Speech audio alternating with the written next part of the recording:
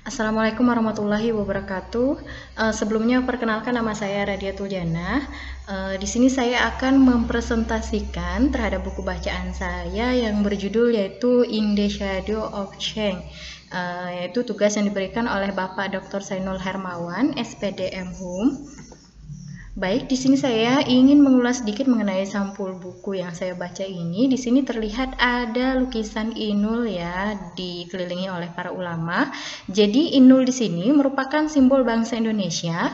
Jadi kalau ada Inul, orang itu geger semua. Jadi lewat lukisan berzikir bersama Inul ini, Gusmus ingin menyampaikan pesan kepada bangsa Indonesia agar berzikir dan tak melulu mengurusi daging. Jadi lukisan Inul di sini adalah simbol daging. Jadi banyak orang Indonesia itu lebih mengutamakan daging ya, sholatnya 5 kali sehari, naik haji tiap tahun, tapi tetap saja melakukan korupsi. Ada yang berzikir sampai menangis, tapi perilakunya tidak menjadi lebih baik. Jadi buku bacaan saya ini juga kalau saya lihat itu bersifat politik ya. Ini adalah salah satu penggambaran terhadap bangsa Indonesia juga melalui lukisan Gusmus ini ya. Kemudian yang selanjutnya, ini penelitian tentang apa? Jadi buku bacaan saya ini yaitu penelitian tentang citra perempuan dalam sastra Indonesia ya. Kemudian penelitian ini dilakukan oleh Tineke Helwig. Beliau lahir pada 13 Juni tahun 1957 di Surabaya ya. Jadi Tineke Helwig ini merupakan wanita campuran dari ibu Indonesia dan ayah Belanda. Jadi tujuan penelitian ini yaitu tanpa berniat untuk mengambil alih tempat wanita Indonesia ya, atau mewakili pemikiran mereka. Jadi analisis beliau ini berusaha untuk menawarkan satu bentuk bacaan yang berbeda daripada yang sering ditemui dalam kritik sastra Indonesia ya, terutama tentang novel-novel yang dikajinya itu. Jadi dalam buku ini nanti adakah gambaran wanita dalam sastra Indonesia itu yang mencabar atau memperkokoh ideologi patriarki serta nilai-nilai yang sedia ada dan diterima atau dipakai khususnya yang berkaitan dengan hubungan gender.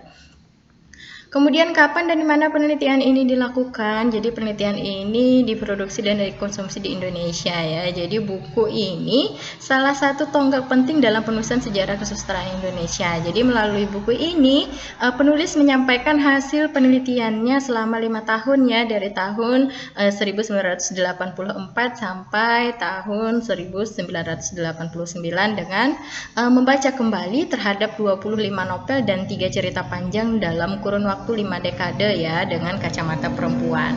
Kemudian apa sih alasan pemilihan objeknya? Jadi alasan pemilihan objek ini karena buku In the Shadow of Change ini merupakan satu tonggak penting dalam penulisan sejarah kesusastraan Indonesia ya, yang bertujuan untuk mengetahui bagaimana penggambaran tokoh perempuan dalam sastra Indonesia dan sejauh mana gambaran tersebut membantu menciptakan citra umum perempuan dalam masyarakat Indonesia.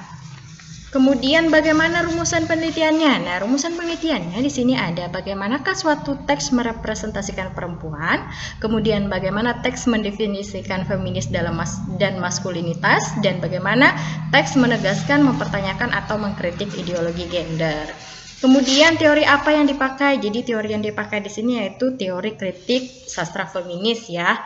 Nah, ini alasan pemilihan teorinya. Jadi Helwig memilih teori-teori feminis ini karena teori-teori tersebut membolehkan beliau mencabar teks yang dikaji. Jadi pendekatan ini menawarkan satu bacaan alternatif kepada bacaan yang lumrah ditemui dalam tulisan kritik sastra Indonesia. Jadi Helwig memilih bacaan feminis ini karena merupakan satu bentuk bacaan yang diakui bersifat politik ya. Jadi bacaan seperti ini merayakan peranan pembaca dalam proses bacaan. Dalam arti kata, ia bertolak daripada pendirian bahwa pembaca itu berkewajiban untuk turut serta dalam usaha memperkenalkan dan merealisasikan perubahan.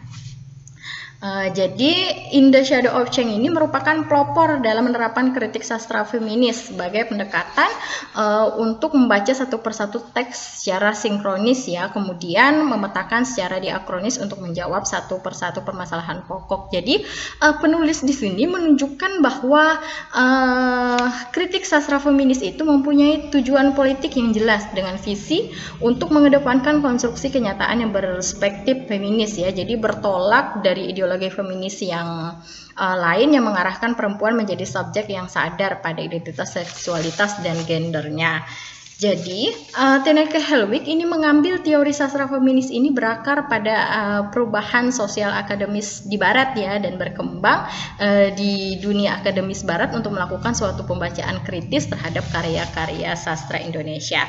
Kemudian yang selanjutnya, bagaimana intisari teori tersebut? Jadi dapat diinterpretasikan ya sebagai bagian dari perjuangan melawan ideologi patriarkal yang dominan. Jadi kritik sastra feminis ini adalah salah satu kritik sastra yang berusaha untuk mendeskripsikan atau mengkaji pengalaman perempuan dari berbagai karya sastra, terutama dalam novel. Jadi umumnya pengkajian sastra ini menggunakan sudut pandang pemikiran feminis. Jadi karya sastra tersebut merefleksikan latar belakang penulis feminis dan bentuk perlawanan terhadap budaya patriarki dan ketidaksetaraan hak antara perempuan dan laki-laki.